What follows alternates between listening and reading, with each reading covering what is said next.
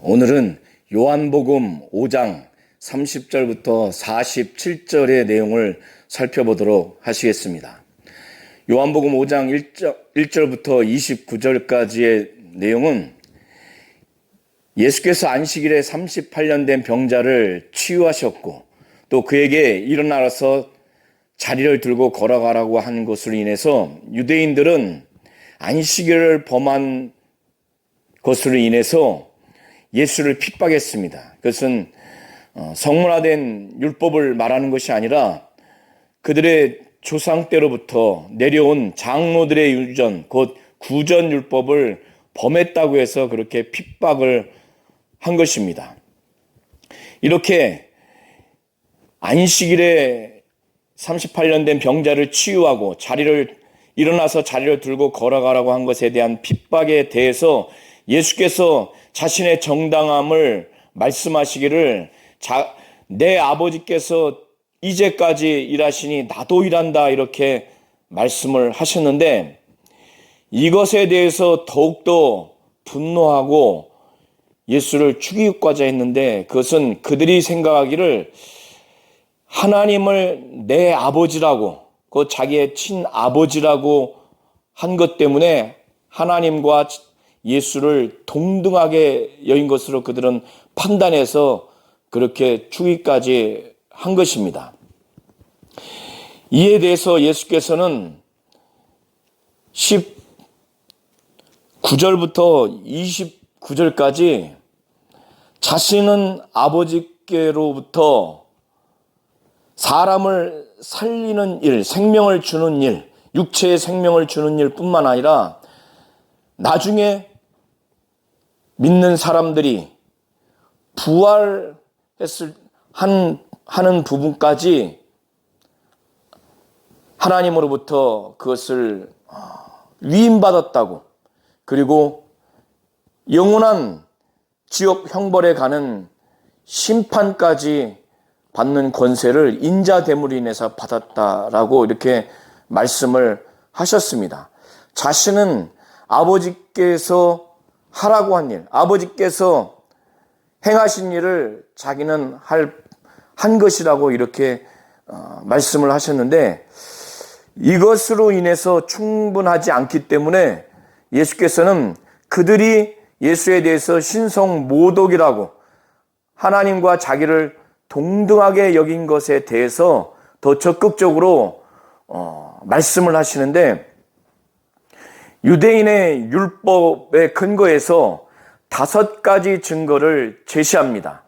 신명기 19장 15절을 통해서 우리가 살펴볼 수 있는 내용은 사람의 모든 악에 관하여 또한 모든 죄에 관하여는 한 증인으로만 정할 것이 아니요 두 증인의 입으로나 또는 세 증인의 입으로 그 사건을 확정할 것이며 라고 기록하고 있습니다. 그렇기 때문에 예수께서는 5가지의 증거를 통해서 자신이 하나님과 동등한 그런 정체성을 가진 존재라는 것을 적극적으로 변호하고 있는 것을 우리가 살펴볼 수가 있습니다. 요한복음 5장 30절에 예수께서는 내가 아무것도 스스로 할 수 없노라 듣는 대로 심판하노니 나는 나의 뜻대로 하려 하지 않고 나를 보내신 이의 뜻대로 하려 함으로 내 심판은 의로우니라. 그는 심판까지도 아무것도 스스로 할 수 없고 듣는 대로 심판한다고. 그 심판 역시도 자신의 뜻대로 하지 않냐고 하나님 아버지의 뜻대로 하려 함으로 내 심판은 의롭다고 이렇게 말씀을 하셨습니다. 그리고 난 후에 예수께서 연이어서 말씀하시기를 내가 만일 나를 위해서 증언하면 내 증언은 참되지 아니하되 이렇게 말씀을 하셨을 때 이것은 2가지 측면에서 학자들이 해석을 하는데 다수의 학자들은 방금 전에 이제 읽어드렸던 신명기 19장 15절을 근거로 해서 자기가 자기에 대해서 만일 증언하면 참되지 않다고 이렇게 말하는 학자가 다수의 학자입니다. 그러니까 자기만의 그 증언으로 하면 참되지 않다고, 여기서 참되지 않다고 하는 것은 진실하지 않다, 사실이 아니다, 이런 측면이라기보다 율법의 근거에서, 율법의 그 증거법의 근거를 하면 두 사람 이상의 그 입으로 증언을 해야 어떤 사실에 대해서 확정할 수 있기 때문에 그런 차원에서 증거법으로서의 충분하지 않는, 유효하지 않는 그런 측면에서 참되지 않다고 이렇게 보시면 좋을 것 같습니다.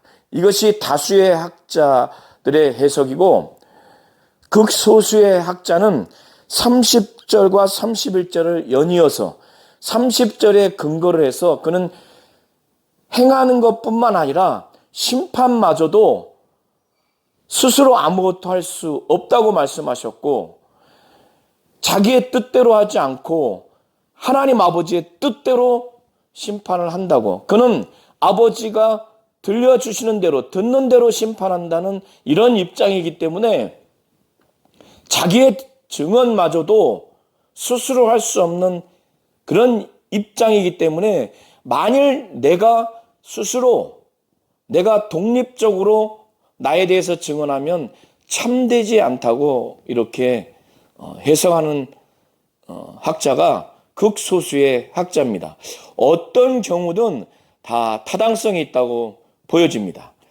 예수께서는 내가 만일 나를 위해서 증언하면 내 증언은 참되지 아니하되 하시면서 자신에 대해서 나를 위하여 증언하는 이가 따로 있으니 나를 위하여 증언하는 그 증언이 참인 줄 안다고 하나님 아버지에 대해서 그분의 증언이 참된 것에 대해서 말씀을 하십니다. 이것은 하나님의 그 증언이 참이라고 하는 일반론적인 표현으로 보시면 좋을 것 같습니다. 그리고 난 후에 33절부터 47절까지 율법을 근거로 해서, 더 정확히 율법의 증거법을 근거로 해서 5가지 증거를 제시하면서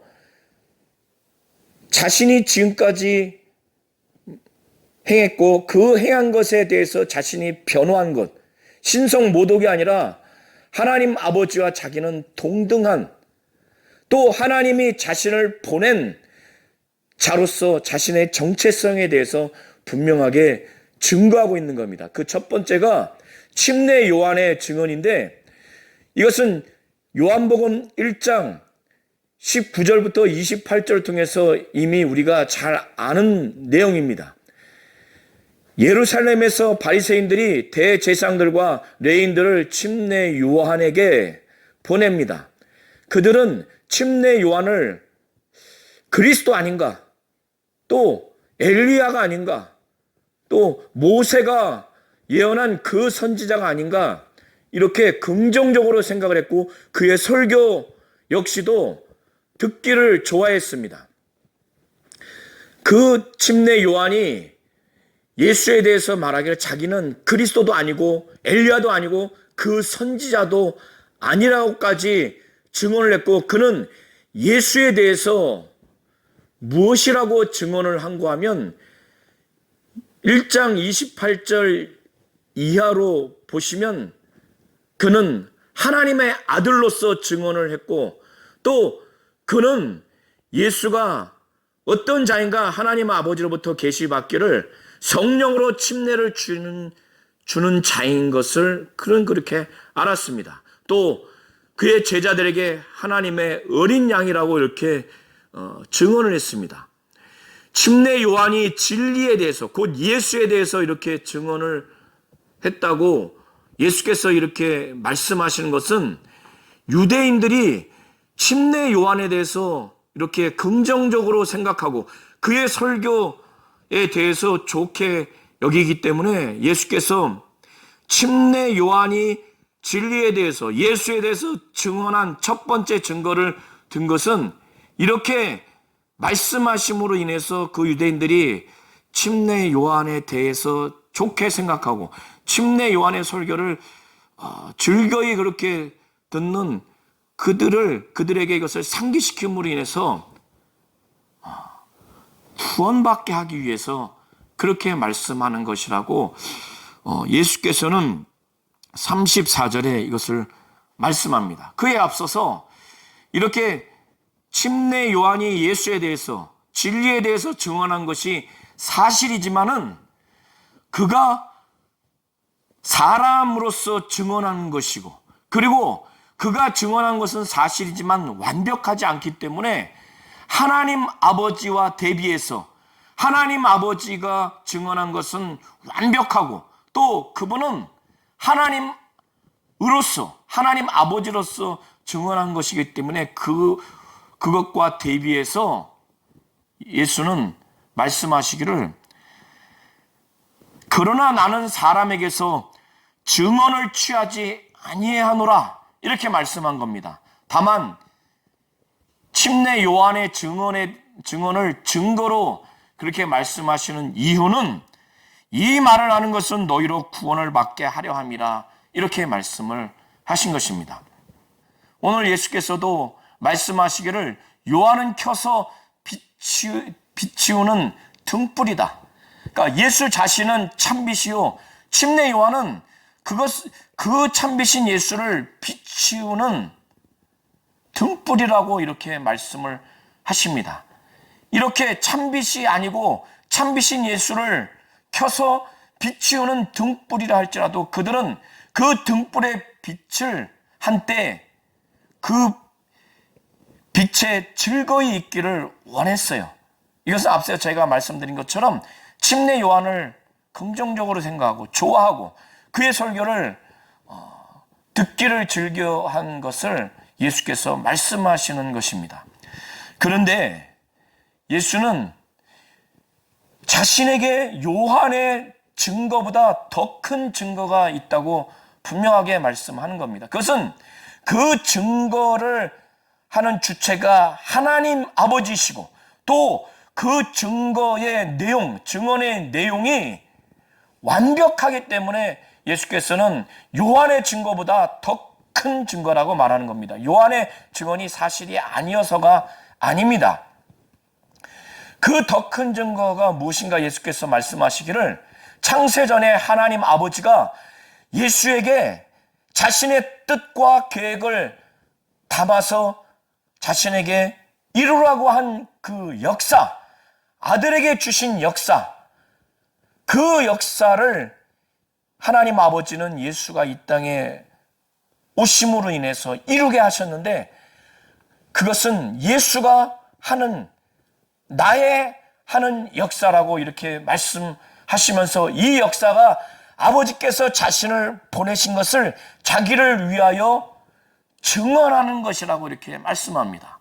이것은 이때까지 하신 때를 기준으로 해서 왕의 신하를, 거의 신하의 아들이 죽게 됐을 때 예수께서 말씀으로 살리셨고, 또 38년 동안 병자된 그를 안식일에 치유하셨고, 그리고 갈릴리 가나에서 혼인잔치에서 물을 포도주로 변한 그 표적 사건을 포함한 그 이적 사건과 또 말씀 사역을 포함하는 것으로 보시면 좋을 것 같습니다. 이런 것들을 볼 때, 이 표적은, 또 이 이적은, 하나님 아버지가 예수를 보내신 그 증거구나. 이것은 하나님이 그 아들을 위하여 증언하는 그 표적이구나. 이런 의미인 겁니다. 우리 성도님들이 귀신을 쫓고 병자를 고치고 또 예수의 말씀 사역을 표적으로서 또 이적으로서 귀중하게 우리가 그것을 받아들이고 보아야 하지, 그것을 부정하거나 무시하거나 폄하해서는 안 되는 이유가 바로 여기에 있는 것입니다. 예수께서는 더 나아가서 하나님 아버지가 자신을 친히 증언하는 것을 또 증거로 제시합니다. 그래서 36절 후반부가 36절 또 7절이 하나님 아버지가 간접적으로 표적을 아들에게 주셔서 이루게 하시는 것으로 인해서 그 역사, 37절 내용이 바로 그런 내용입니다. 여기까지가 예수께서 제시한 증거 3가지입니다. 침례 요한의 증언, 그리고 아버지께서 아들에게 이루라고 주신 역사, 곧 예수가 하는 그 역사가 증거이고, 또 3번째 하나님 아버지가 친히 아들을 위해서 증언하시는 내용이 또한 3번째 증거입니다.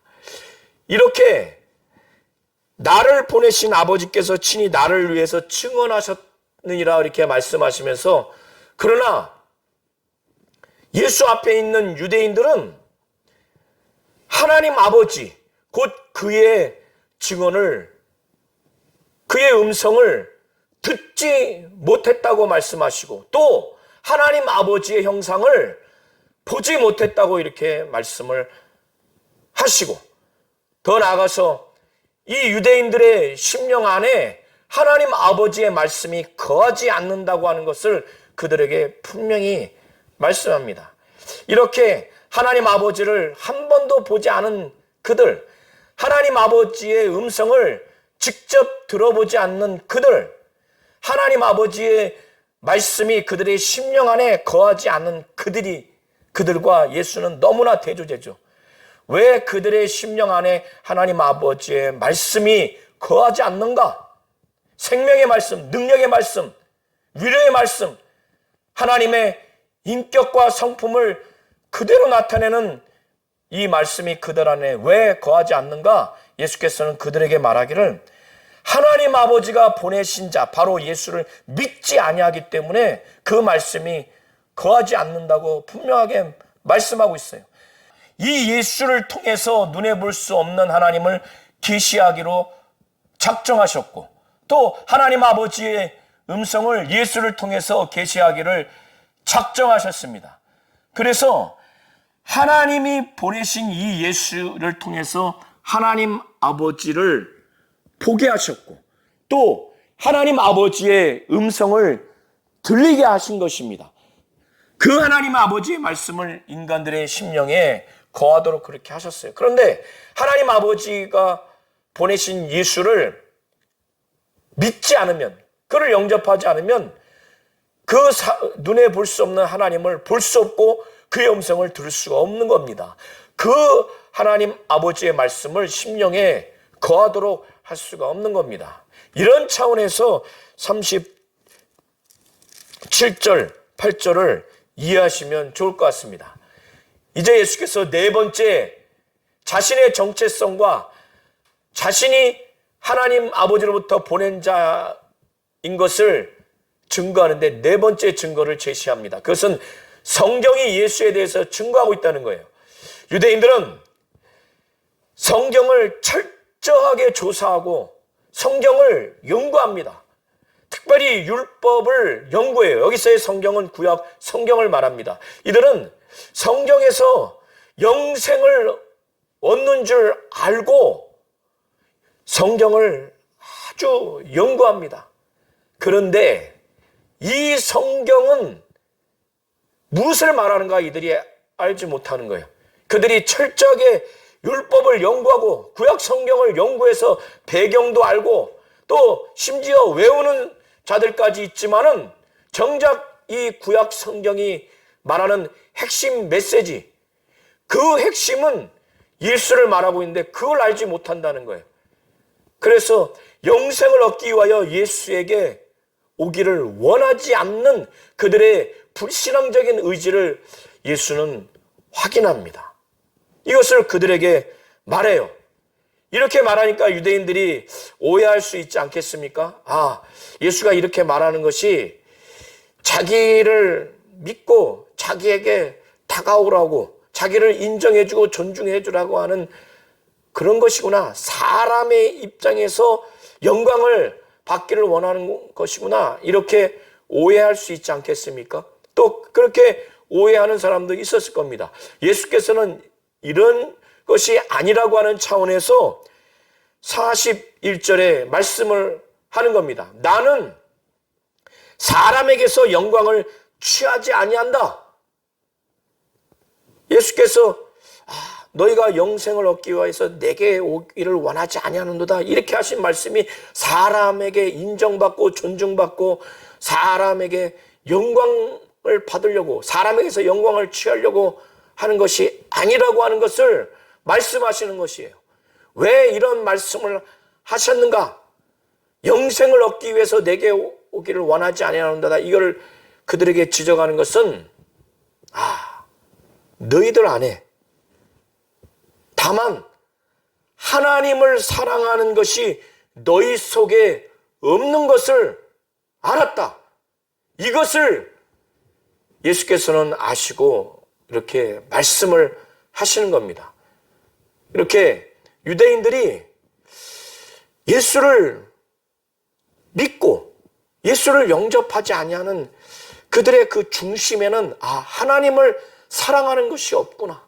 그래서 예수를 믿으려고 예수께로 오지 않는구나. 이걸 알게 된 거예요. 그리고 예수를 영접하지 않는 것의 또 다른 이유를, 그 불신앙의 모습을 발견하게 되는데 그것이 무엇인가? 43절, 44절을 통해서 예수께서 말씀하시는데, 예수는 내가 아버지의 이름으로 이렇게 왔는데 왜 저들이 나를 영접하지 않을까? 아버지의 이름으로 왔다고 하는 것은 아버지를 대신해서 아버지의 권위로 왔다는 거예요. 그러니까 그들이 아버지의 이름으로 온 예수를 영접하지 않냐고 배척하고 배격하고 더 나가서 핍박하고 하는 것은 아버지를 영접하지 않는 겁니다. 아버지의 말씀을 영접하지 않는 것이고 아버지의 권위와 능력을 무시하는 거예요. 그런데 그들이 다른 사람이 만일 다른 이름으로 오면 이들은 영접하겠구나, 영접할 것이다, 이렇게 말씀하시는데 그들의 그 중심에는 그들이 그렇게 될 수밖에 없는 이유에 대해서 말하는 겁니다. 그것은 이들은 사람 서로 인간들 사이에서 인정받고 존중받고 아주 높임을 받으려고 하는 그 사람에게서 영광을 취하려고 하는 것이 있구나. 그러니까 매우 인본주의인 겁니다.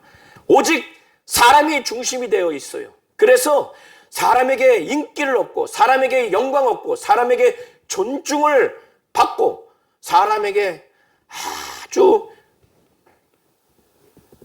칭찬을 들으려고 하는, 사람에게서 영광을 취하려고 하는 것이 가득하구나. 그래서 너희가 서로 영광을 취한다고 하는 것을 말씀하는 거예요.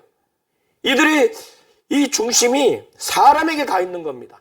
하나님께 가 있어야 하는데 하나님께 중심이 가 있는 신본주의적인 자세와 태도를 가진 자는 하나님의 뜻을 절대적으로 여깁니다. 그래서 하나님의 뜻에 어긋나는 그 불신앙과 불순종을 하지 않으려고, 그런 범죄를 하지 않으려고, 하나님이 분노하시고 슬퍼하시는 것은 절대로 하지 아니하고 하나님이 기뻐하시고 즐거워하시는 것을 하려고, 하나님이 인정하고 존중하고 하나님이 칭찬하는 것을 그렇게 하려고 하는 것이 바로 신본주의적인, 하나님 중심적인, 하나님 뜻을 정점으로 둔 자의 태도와 삶이에요.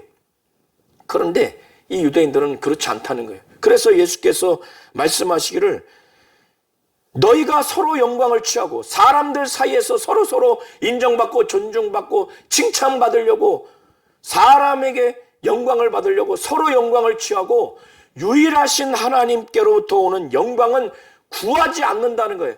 그러니 어찌 나를 믿을 수 있느냐? 오직 예수는 하나님 아버지만을 절대적으로 생각한 하나님의 뜻을 생각하는, 그래서 그가 이 땅에 와서 말씀하시고 행하시는 모든 것들, 그의 공생의 사역 모든 것들은 하나님께 인정받고 하나님께 존중받고 하나님이 기뻐하시는, 하나님께 칭찬받는 그러한 말씀이요 사역입니다. 병 고치는 것도 그러하고 많은 말씀을 하시고 많은 치유 사역을 하신 그의 공생의 사역이 다 그런 것이에요. 유대인들이 그걸 발견하지 못하니까 이 예수를 믿지 않는다고 하는 것을 예수께서 지적하시는 겁니다. 자, 이렇게 되니 예수께서는 이 유대인들이 얼마나 불신앙적인가를 아주 드러내신 거예요. 그러면서 예수께서 말씀하시기를 내가 너희를 아버지께 고발할까 생각하지 말라. 지금까지의 불신앙뿐만 아니라 이들이 참으로 소망하고 바라는 그들의 조상인 모세, 율법을 하나님 아버지로부터 받은 자인 이 모세를 굉장히 아주 신앙의 인물로서 존중합니다. 존경하고 소망하고 희망하고 바라는 자예요.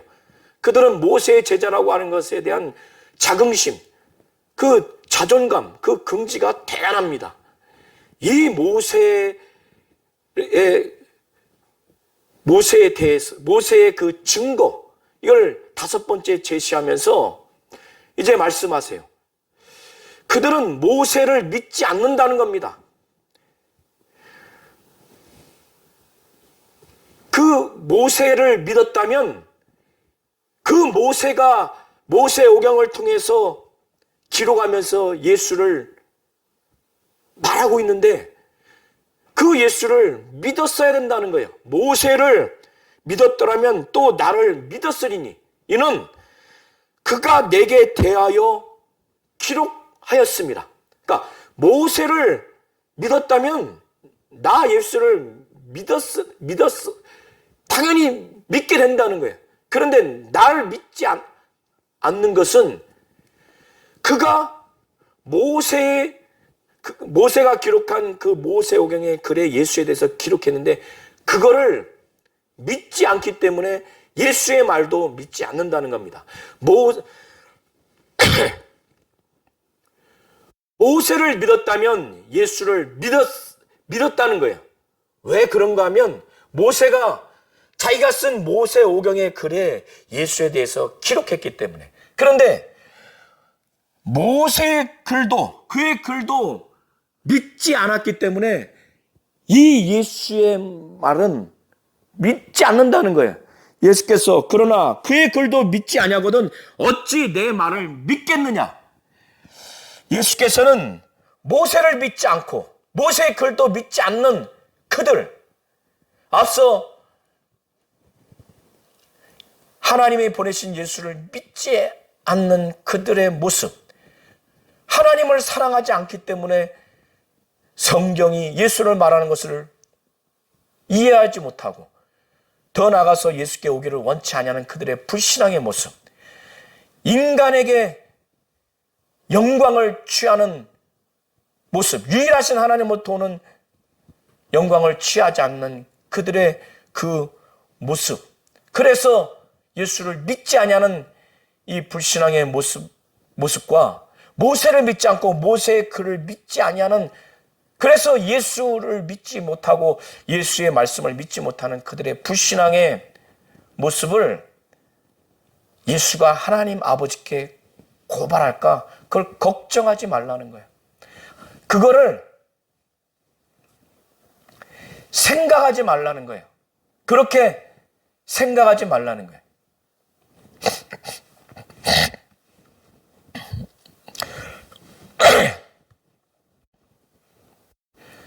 예수께서 하나님 아버지가 자신을 보낸 자를 믿지 아니하는 유대인들의 모습, 그리고 성경을 읽어도 이 성경이 예수를 말하고 있고 그거를 이해하지 못한 걸 넘어서 성경이 말하는 예수에게 오기를 원하지 아니하는 그것이 이들이 하나님을 사랑하지 않기 때문에 이렇구나 라고 하는 그들의 불신앙적인 두 번째 모습, 또 그들이 예수를 믿지 아니하는 세 번째 불신앙의 모습은 사람에게서 영광을 취하려고 하고 유일하신 하나님께로부터 오는 영광을 취하지 아니하기 때문에 예수를 믿지 아니하는 그 불신앙의 세 번째 모습, 그리고 모세를 믿지 아니하고 모세의 글도 믿지 않음으로 인해서 예수를 믿지 아니하고 예수의 말씀도 믿지 아니하는 이 불신앙의 모습을 예수께서는 유대인들을 하나님 아버지께 고발할까 생각하지 말라는 겁니다. 오늘 요한복음 5장 30절부터 47절을 통해서 예수께서는 하나님 아버지와 자신은 동등한 자신의 정체성을 증거했고 하나님 아버지가 자신을 보낸 자라고 하는 것을 바로 자신의 정체성을 이렇게 5가지 증거를 통해서 제시하는 것을 우리가 볼 수 있습니다. 그 중에서 예수께서 절대적으로 의지하고 아주 귀중하게 크게 여기는 증거는 창세전에 아버지께서 자기에게 이루라고 주신 역사, 예수께서 이 땅에서 하시는 그 역사를 바로 아버지께서 자신을 이 땅에 보내신 바로 증언으로, 그 역사가 증언한다고, 자기를 위해서 증언한다고 하는 것을 아주 귀하게 여겼고, 또 아버지께서 자기를 위해서 친히 증언하시는 증언, 직접적인 증언, 이렇게 간접적인 그 역사, 이것을 아주 중요하게 여겼습니다. 우리 성도님들도 이렇게 다른 증거도 매우 중요합니다. 요한의 증언도 중요하고 성경이 예수를 말하는 증언도 중요하고 모세가 그의 글을 통해서 예수에 대해서 말하는 증언도, 그 증거도 중요합니다. 이것뿐만 아니라 더 중요한 것은 예수께서 귀하게 여기시는, 예수마저도 아주 크게 여기시는 하나님 아버지가 예수에게 이루라고 주시는 역사, 예수가 하는 이 역사와 이 간접적인 증거와 하나님 아버지가 친히 예수에 대해서 증언하시는 직접적인 이 증거, 이것을 우리 성도님도 분명히 아셔서 예수가 하나님이고 하나님의 아들이요 메시아요 그리스도라고 하는 것, 삼위 바로 일체의 한 위격인 성자 하나님이라고 하는 이 사실, 하나님 아버지가 그 아들을 보내신 것을 우리 성도님들이 분명히 증거로서 알고 믿으시면 좋겠습니다.